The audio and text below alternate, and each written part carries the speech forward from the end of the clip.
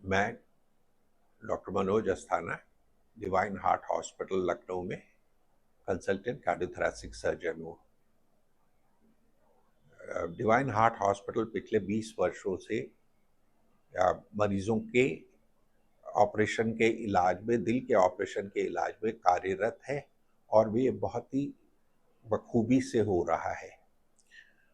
अच्छी तरीके से हम कर रहे हैं और हम रिजल्ट्स दे रहे हैं हमारे पास।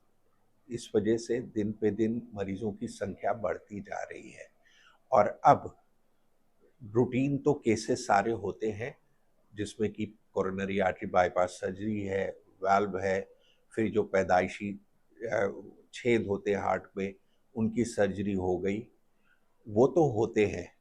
और उसके साथ में अब हमारे यहाँ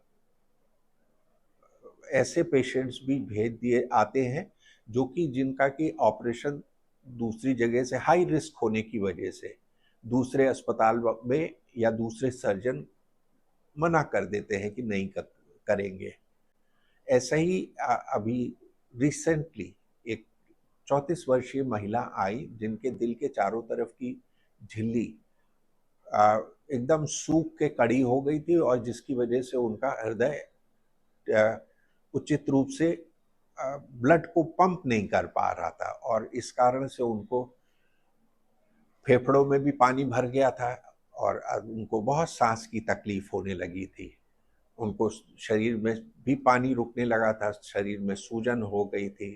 विगत 3 वर्षों से वो महिला इधर उधर जा रही थी और दूसरे अस्पतालों में, जहाँ की सबने उनको मना कर दिया था क्योंकि उसमें ऑपरेटिव मॉर्टेलिटी जिसको कहते हैं, यानी कि ऑपरेशन के बाद में मरीज की बीमार होना और उसके बाद इवन उसकी मृत्यु भी हो जाने की संभावनाएं बहुत होती हैं। ऐसी आई मरीज हमारे अस्पताल में आने के बाद में उनका ऑपरेशन किया गया और professor A K. Srivastava, senior consultant cardiac surgeon Divine Hospital, जो कि फाउंडिंग चेयरमैन भी हैं इस अस्पताल के, उन्होंने 4 दिन पहले किया।